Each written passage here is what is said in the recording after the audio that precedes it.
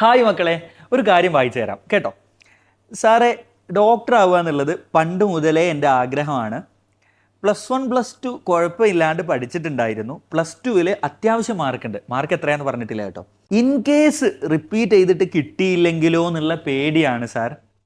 ലൈഫിൽ ഒരു കൊല്ലം പോവൂലേ, റിപ്പീറ്റ് ചെയ്യണോ അതോ ഡിഗ്രിക്കോ അല്ലെങ്കിൽ പാരാമെഡിക്കൽ അഡ്മിഷൻ എടുക്കണോ എന്ന് കൺഫ്യൂഷനിലാണ്. സാറ് റിപ്ലൈ തരണം.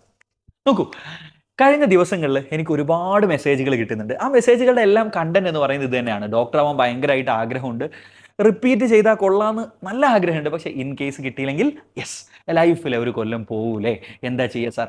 അപ്പോൾ ആ ഒരു പേടി കാരണം ആകെ കൺഫ്യൂസ്ഡ് ആയിട്ടിരിക്കുകയാണ് എന്ന് പറഞ്ഞുകൊണ്ട്. അപ്പോൾ നിങ്ങളുടെ ആ ഒരു കൺഫ്യൂഷൻ ഉണ്ടല്ലോ, അതിനൊരു കൃത്യമായ ഉത്തരം നമുക്ക് വേണം. ആ ഉത്തരം നിങ്ങൾക്ക് പറഞ്ഞു തരാൻ വേണ്ടിയിട്ടാണ് ഞാൻ ഈ വീഡിയോ ചെയ്യുന്നത്. നിങ്ങൾ എൻ്റെ വേറെ ഒരു വീഡിയോ കണ്ടില്ലെങ്കിലും കുഴപ്പമില്ല, ഈ വീഡിയോ നിങ്ങൾ മസ്റ്റായിട്ട് കാണണം. ഗൈസ് നോക്കൂ, ഇതൊരു സ്ട്രക്ചേർഡ് വീഡിയോ ഒന്നും അല്ല കേട്ടോ. അതായത് നമ്മൾ സാധാരണ വീഡിയോ ചെയ്യുമ്പോൾ ഒരുപാട് കണ്ടൻസോ കൃത്യമായിട്ട് ഇങ്ങനെ പറഞ്ഞു തരാറാണ്. ഇത് അങ്ങനെയല്ല.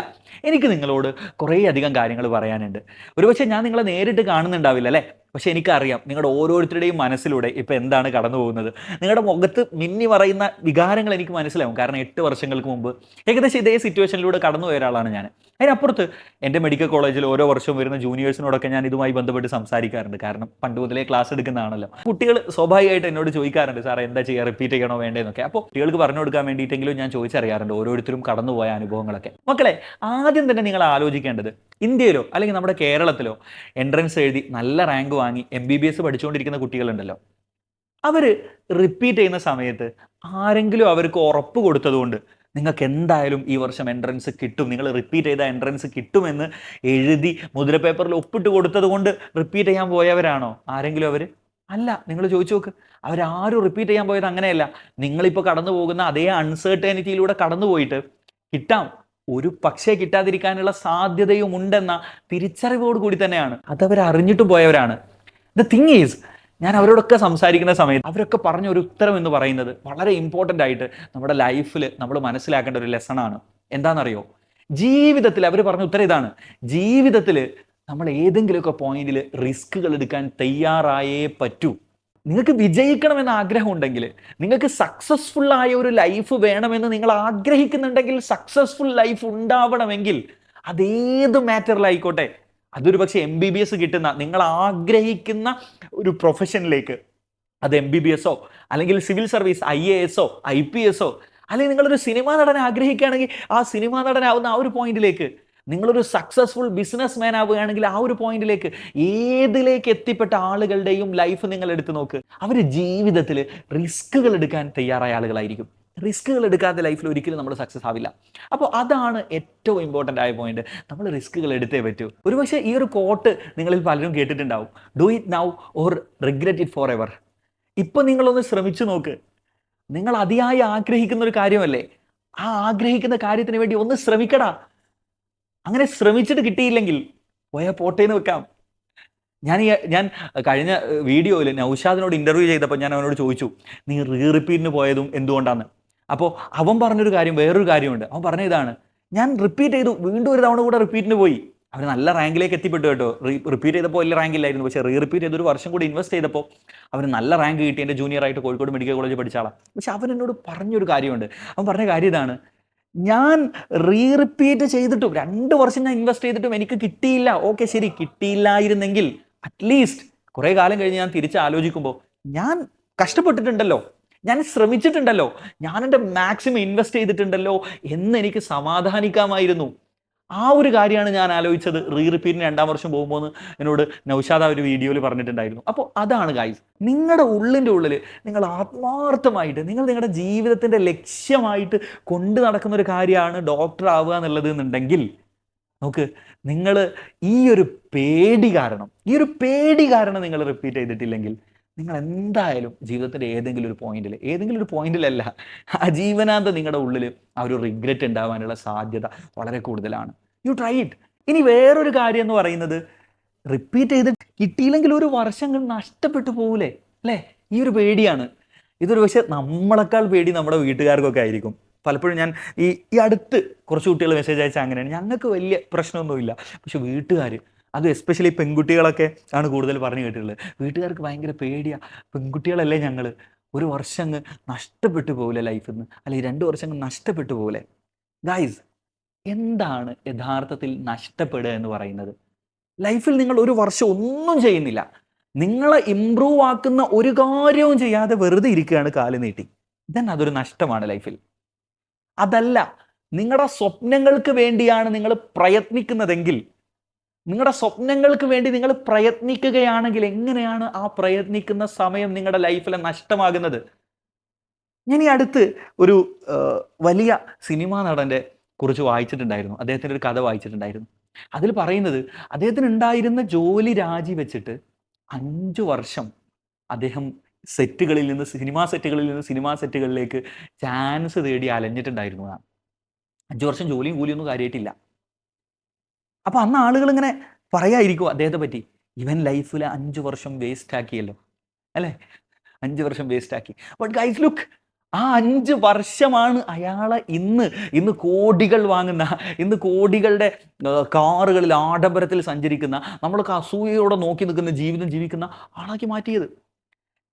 ലൈഫിൽ ഇപ്പോൾ ബിസിനസ്സുകാരുടെയൊക്കെ കേസിൽ എത്ര തവണ ബിസിനസ് ചെയ്ത് പൊളിഞ്ഞിട്ട് അടുത്തൊരു ബിസിനസ്സിലൂടെ സക്സസ്ഫുൾ ആയ എത്ര ആളുകളുണ്ട്? ഒരു ബിസിനസ് തന്നെ തുടങ്ങി സക്സസ് ആക്കാൻ വർഷങ്ങളോളം അതിൻ്റെ പിന്നാലെ നടന്ന് പിന്നെ അത് ഹെവിലി സക്സസ്ഫുൾ ആയി ജീവിക്കുന്ന ആളുകളെ നമ്മൾ കണ്ടിട്ടുണ്ട്. 6-7 വർഷം. എൻ്റെ ഒരു ഫ്രണ്ട് എനിക്കറിയാം, 7 വർഷത്തോളാണ് അയാൾ IAS വേണ്ടി പ്രിപ്പയർ ചെയ്തത്. അതായത് ഓരോ തവണ എഴുതും കിട്ടില്ല. ലൈഫിലെ 7 വർഷം അയാൾക്ക് നഷ്ടപ്പെടുകയല്ല ചെയ്തത്. ആ 7 വർഷത്തിന്റെ റിസൾട്ടാണ് അയാളുടെ ജീവിതത്തിന്റെ അഭിലാഷമായിരുന്ന സിവിൽ സർവീസിലേക്ക് അയാൾ എത്തിച്ചത്. ഇനി സപ്പോസ് നമുക്കൊരു ഉദാഹരണം എടുക്കാം. നിങ്ങൾ റിപ്പീറ്റ് ചെയ്തില്ല, നിങ്ങൾ ജസ്റ്റ് ഒരു ഡിഗ്രിക്ക് ജോയിൻ ചെയ്തു. ശരി, നിങ്ങൾ 3 വർഷം ഡിഗ്രി പഠിക്കുന്നു, അതിനുശേഷം നിങ്ങൾ PG പഠിക്കുന്നു, അടുത്തൊരു 2-3 വർഷം PG പഠിക്കുന്നു, 6 വർഷം കഴിഞ്ഞു. അതിനുശേഷം ഒരു പക്ഷേ നിങ്ങളിപ്പോൾ ടീച്ചിങ് ഫീൽഡൊക്കെ ആണെങ്കിൽ BEd പഠിക്കുന്നു. ശരി, ഇതെല്ലാം പഠിച്ചു കഴിഞ്ഞിട്ട് പിന്നെ എന്താ സംഭവിക്കുന്നത്? പിന്നെ നിങ്ങൾ ജോലിക്ക് വേണ്ടി നടക്കുകയാണ്. ഏതൊക്കെ ജോലികളാണ് നമ്മുടെ നാട്ടിലെ ആളുകൾ സാധാരണ ചെയ്യുന്നത്? നമുക്ക് ഒരുപക്ഷെ സക്സസ് ആയിട്ടുള്ള, ഇപ്പോൾ സാധാരണ നമ്മൾ ചില വീഡിയോകളൊക്കെ കേട്ടിട്ടുണ്ട്, കേരളത്തിലെ സെലിബ്രിറ്റി മേക്കപ്പ് ആർട്ടിസ്റ്റുകൾ ഇന്ത്യയിൽ മാസം 6 ലക്ഷവും 5 ലക്ഷമൊക്കെ ഉണ്ടാക്കുന്നവരുടെ എന്നൊക്കെ നമ്മൾ കേട്ടിട്ടുണ്ടാവും. അങ്ങനത്തെ 1-2 ആളുകളുടെയൊക്കെ എക്സെപ്ഷൻ നമ്മൾ മാറ്റി നിർത്തിയാൽ നമ്മുടെ നാട്ടിലെ ഈ ഒഴുക്കിനൊപ്പം സഞ്ചരിക്കുന്ന മെജോറിറ്റി ആളുകളും സാധാരണ ഒരു ഡിഗ്രി എടുക്കുന്നു, പിന്നെ ഒരു PG എടുക്കുന്നു, അങ്ങനെ 5-6 വർഷം അവിടെ കഴിയുന്നു. അതിനുശേഷം എന്താ ചെയ്യുന്നത്? ജോലിക്ക് വേണ്ടി തെണ്ടുകയാണ്. 2-3 വർഷം ഒരു സ്റ്റേബിൾ ആയിട്ടുള്ള ജോലി കിട്ടാൻ വേണ്ടി ചിലർ 4-5 വർഷം, ചിലർ അതിലേറെ വർഷങ്ങൾ ഒരു സ്റ്റേബിൾ ആയ ജോലി ഇല്ലാതെ, നല്ലൊരു ശമ്പളമുള്ള ജോലി ഇല്ലാതെ നടക്കുകയാണ് വർഷങ്ങളോളം. അവിടെ ലൈഫിലെ 3 വർഷം ജോലി ഇല്ലാതെ ജോലിക്ക് വേണ്ടി തെണ്ടുന്നു എന്ന് ആരും പറയുന്നില്ല. ലൈഫിലെ 3 വർഷം അവിടെ നഷ്ടപ്പെടുന്നു എന്ന് ആരും ചിന്തിക്കുന്നില്ല. അല്ലെങ്കിൽ ഏതെങ്കിലുമൊക്കെ ചെറിയ ജോലി കിട്ടുന്ന PSCക്കൊക്കെ വേണ്ടി വർഷങ്ങളോളം നടക്കുന്ന ആളുകളെ നമുക്കറിയാം. ആ ജോലിയിലൊരു 10,000 അല്ലെങ്കിൽ 20,000 25,000 ഒക്കെ ചെറിയ സാലറി കിട്ടുന്നു. ആ സാലറി വെച്ച് ആജീവനാന്തം ജീവിക്കുന്നു. അവിടെ ആരും ചിന്തിക്കുന്നില്ല, ഇയാൾ ആജീവനാന്തം ഒരു ചെറിയ സാലറിക്ക് വേണ്ടി ജീവിച്ച് ഇയാളുടെ ആജീവനാന്തമുള്ള ജീവിതം വേസ്റ്റ് ആക്കുകയാണല്ലോ എന്ന് ആരെങ്കിലും പറയാറുണ്ടോ? ഇല്ല.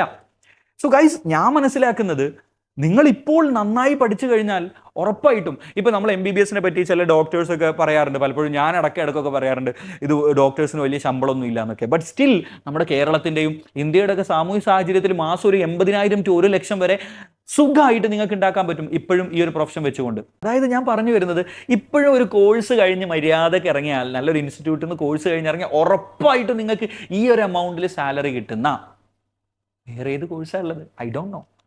അപ്പോൾ ദാറ്റ്സ് ഇറ്റ്. അപ്പോൾ ഞാൻ പറഞ്ഞു വരുന്ന അതാണ്, നിങ്ങൾ ലൈഫിൽ നിങ്ങൾ ഡിഗ്രി ഒക്കെ പഠിച്ചു കഴിഞ്ഞ് കുറച്ച് കഴിഞ്ഞാൽ നിങ്ങൾ അവിടെയും നിങ്ങളുടെ ലൈഫിൽ വർഷങ്ങൾ വേസ്റ്റ് ആവാൻ പോകുന്നുണ്ട്. അപ്പോൾ വേസ്റ്റ് ആവുക മീൻസ് നഷ്ടപ്പെടാൻ പോകുന്നുണ്ട്. സ്റ്റിൽ നമ്മൾ ആ ഒരു ആസ്പെക്റ്റിൽ നോക്കുകയാണെങ്കിൽ, അപ്പോൾ ഗൈസ്, ഇറ്റ് ഡസൻറ്റ് മാറ്റർ. അത് ആളുകൾക്ക് ധാരണയില്ലാത്തതുകൊണ്ടാണ് ആളുകൾ ഇത് പറയുന്നത്.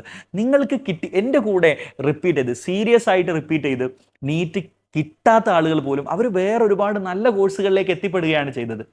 കാരണം നിങ്ങളൊരു വർഷത്തെ റിപ്പീറ്റിൽ ആർജിക്കുന്ന ഒരുപാട് ഇൻസൈറ്റുകളുണ്ട് ലൈഫിൽ, ഒരുപാട് ശീലങ്ങളുണ്ട്, ഒരുപാട് മാനസികമായിട്ട് നേടുന്ന ഒരുപാട് ക്വാളിറ്റികളുണ്ട്.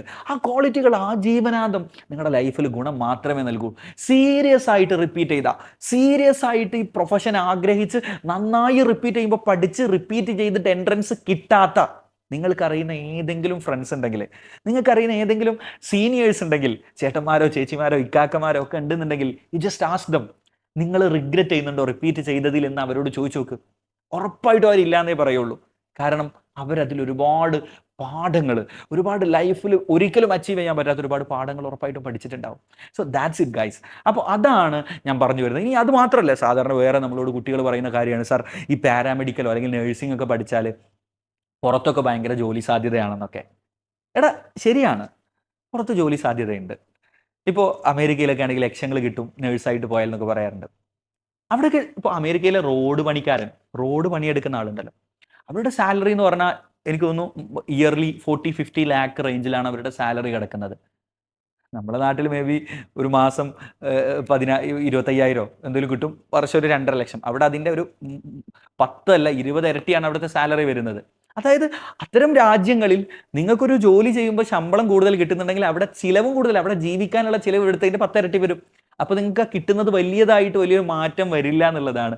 ഞാൻ ഇന്നലല്ല മിനിഞ്ഞാന്ന് അമേരിക്കയിൽ ഒരു ഡോക്ടറുടെ ഇൻ്റർവ്യൂ കണ്ടിട്ടുണ്ടായിരുന്നു. ഒരു 35 ഏജ് ഒക്കെ വരുന്ന ഡോക്ടർ, അവിടെ വളരെ എസ്റ്റാബ്ലിഷ്ഡ് ആണ് അയാൾ. അയാളുടെ സാലറി ആയിട്ട് ഞാൻ നെട്ടി. അയാൾക്ക് മാസം 55 ലക്ഷം എങ്ങാണ്ടാണ് സാലറി. അപ്പോൾ നിങ്ങൾക്കൊരു സാധാരണ കോഴ്സ്, അല്ലെങ്കിൽ ഞാൻ ഈ പറഞ്ഞ ഒരു സാധാരണ കോഴ്സ് പഠിച്ച് പുറത്തു പോകുന്നതും നിങ്ങൾക്ക് ഡോക്ടറായിട്ടും പുറത്തു പോകാം. അപ്പോഴും ആ ഒരു difference will be there always. നമുക്ക് 2 ഓപ്ഷനാണ് ലൈഫിലുള്ളത്. നിങ്ങൾ എന്തൊരു കാര്യം ചെയ്യുമ്പോഴും you can win or you may learn. I won't say you may fail എന്ന് ഞാൻ പറയില്ല. ഒന്നുകിൽ നിങ്ങൾ വിജയിക്കും അല്ലെങ്കിൽ നിങ്ങൾ പഠിക്കും ചില പാഠങ്ങൾ.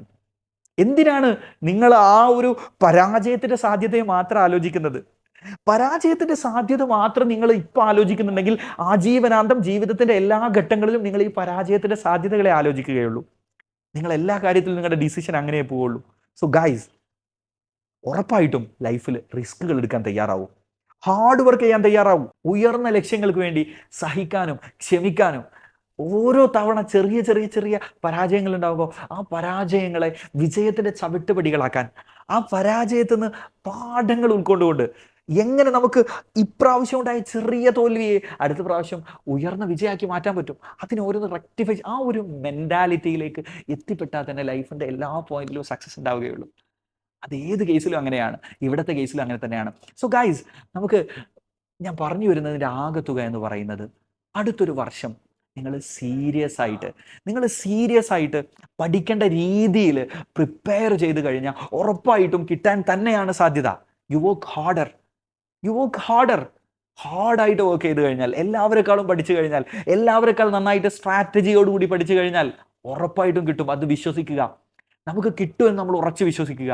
അതിനുവേണ്ടി പണിയെടുക്കുക. ഉറപ്പായിട്ടും നിങ്ങൾ ആഗ്രഹിക്കുന്ന, നിങ്ങൾ ഇഷ്ടപ്പെടുന്ന, നിങ്ങൾ സ്വപ്നം കാണുന്ന സ്വപ്ന തുല്യമായ ജീവിതം ഉണ്ടല്ലോ, നിങ്ങളുടെ പേടിയുടെയും യാഥാർത്ഥ്യത്തിൻ്റെയും ഇടയിലാണെന്ന് ഞാൻ പറയും. ആ പേടി അങ്ങ് മാറ്റി വെച്ചിട്ട് യാഥാർത്ഥ്യത്തിലേക്ക് ഇറങ്ങിക്കോ. ഉറപ്പായിട്ടും യു വിൽ ബി സക്സസ്ഫുൾ.